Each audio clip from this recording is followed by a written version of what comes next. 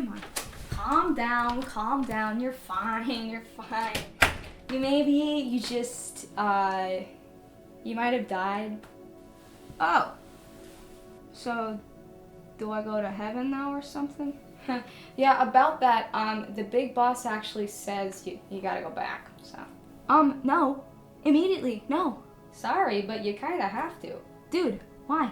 Well, because you didn't do anything. Excuse me, I did a lot of things. I literally did all the things. No.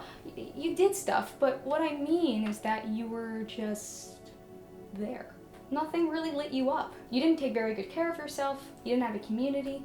You gotta go back and truly live your happiest, healthiest life. And I'm not trying to be a jerk, but I got like 10 other appointments, so you gotta go now. Sorry. Bye! What? Oh, whoa. Okay. Just a dream. A very intense dream. Would have preferred flying, but it's fine. And I mean, it wasn't totally off the mark. What do I live for? What is the best way for me to live a healthy, meaningful life?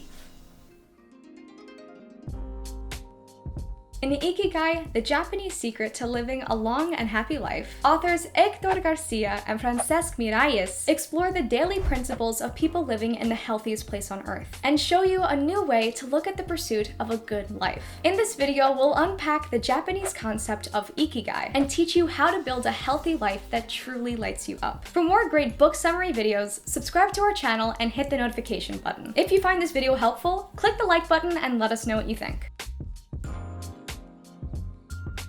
Alright, let's start with this healthiest place on earth business. According to our authors, a unique community on the island of Okinawa, Japan, seems to know the ultimate secret to living a healthy, purposeful life. The people in the city of Ogimi are kind of considered the gold standard within the world's blue zones. Blue zones are geographical regions where communities have the longest life expectancy. In their observations of the Ogimi lifestyle, the authors have learned some of the following.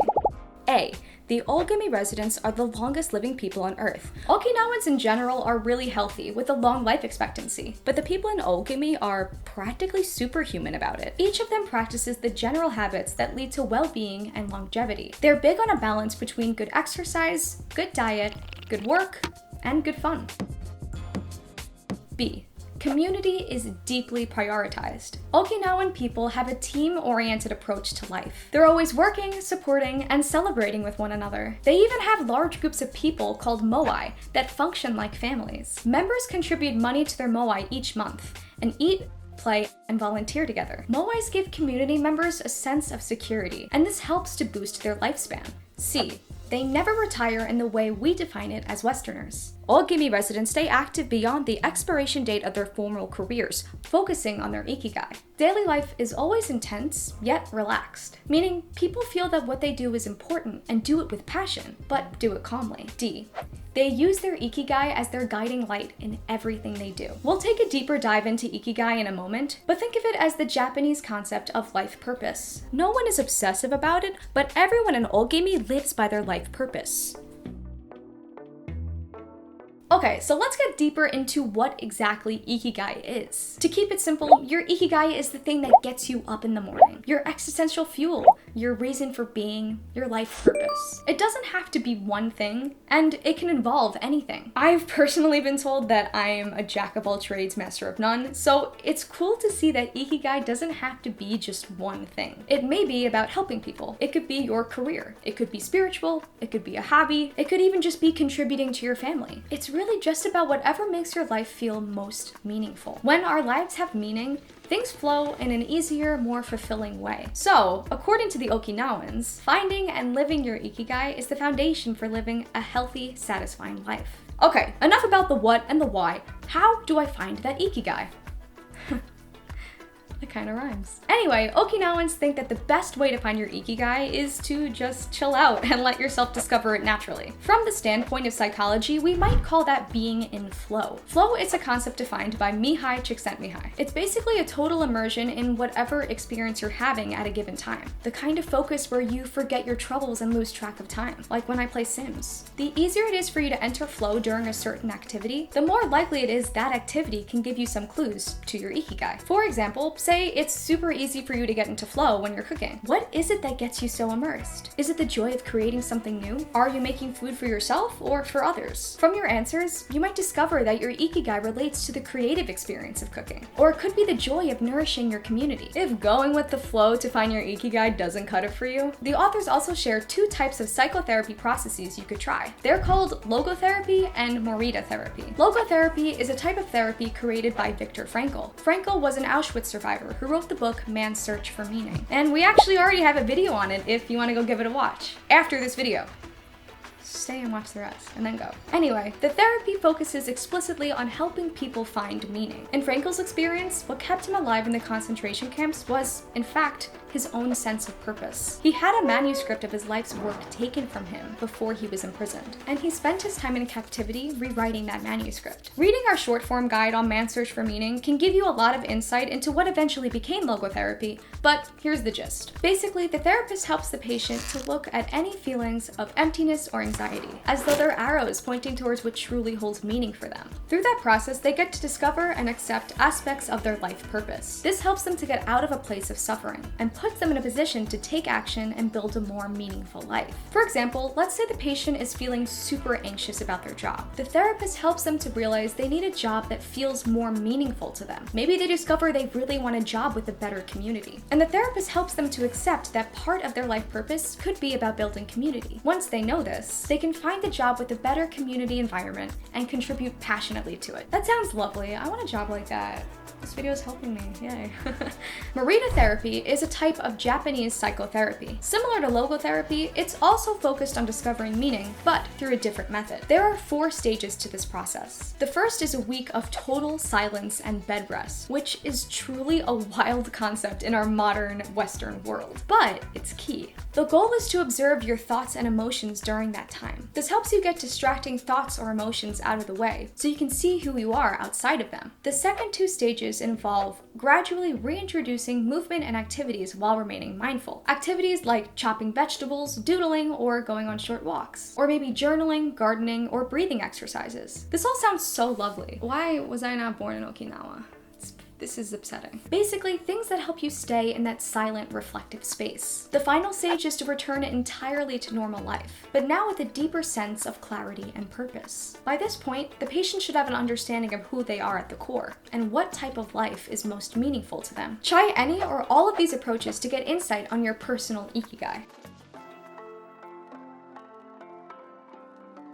Once you've discovered some of that purpose you're looking for, pat yourself on the back. But remember, Ikigai is just one piece of the puzzle. If you think of it as the spirit in the puzzle of mind, body, spirit, there are still 2 more pieces to fit into place. And the Okinawan people have equal respect for all 3. So let's talk now about building a healthy mind. From a broader scientific standpoint, studies have shown that an active, adaptable mind is key to staying young and healthy. Our authors suggest that you can develop that mind by focusing on 2 objectives: reducing stress and keeping the brain active. Stress can lead to tons of health problems. You can reduce it by cultivating serenity, which is a sense of inner peace, and resilience, which is the ability to keep going after setbacks. There are a few methods in the book for building serenity and resilience, but let's just explore 2 of them. One method is to focus on embracing impermanence and imperfection. The authors think the best way to do this is to explore the Japanese concepts of wabi-sabi and ichigo ichie. Wabi-sabi means finding beauty in imperfection and joy in things that are not yet complete. The concept is said to reflect the reality of life's imperfection and impermanence. For example, through the wabi-sabi lens, a cracked teacup is a thing of great value. Ichigo ichie is about being present. It's an attitude of recognizing that life is fleeting. The goal is to make peace with the idea that the present moment is irreplaceable and will never come in the same way again. You can do this by fully inhabiting each moment. Another method is to embody philosophies like Buddhism and Stoicism. In Buddhism, the Buddha teaches that serenity and resilience are best found in what's known as the middle path. In his view, we can find the middle path by honoring things that feel good without becoming attached or acting like a slave to those things. We can also find balance by allowing things that feel bad to occur without trying to control anything. Stoicism, like Buddhism, also teaches you to take control of your desires or negative emotions so they don't control you. Stoics try to see every event logically and avoid any emotional embellishment. For example, to a Stoic,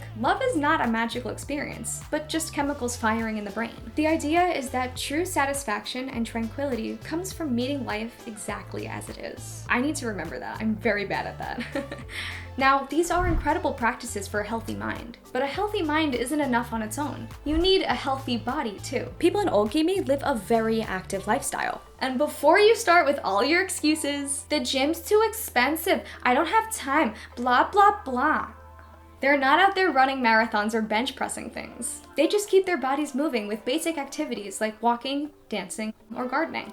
You can incorporate simple movement into your life by walking places or taking the stairs whenever possible. If you want to try some more defined activities, you can explore Eastern mind-body disciplines like Radio Taiso or Qigong. Almost everyone in Okimi practices Radio Taiso, even people in nursing homes. It's basically a 10 to 15 minute workout with instructions via radio, TV, or internet. All of the movements are specifically designed to exercise as many joints as possible. The Chinese art of Qigong is about working with energy. Qigong essentially translates to cultivating life force. The goal of it is to strengthen your qi, or your inner energy, through a combination of movement, breathwork, and meditation. Both disciplines have a bunch of health benefits, like a stronger heart, better blood flow to the brain, better hormonal balance, and lower blood pressure. And of course, it's not just about how you move your body that determines its health. It's also what you put into it. Okay, this is my favorite part. I love this stuff. I've read about this so many times. I love it. Here we go. Okinawans follow a pretty particular diet. Many of us might recognize it as something called the Blue Zone diet. There are 3 basic principles to the Okinawan diet. Eat little overall,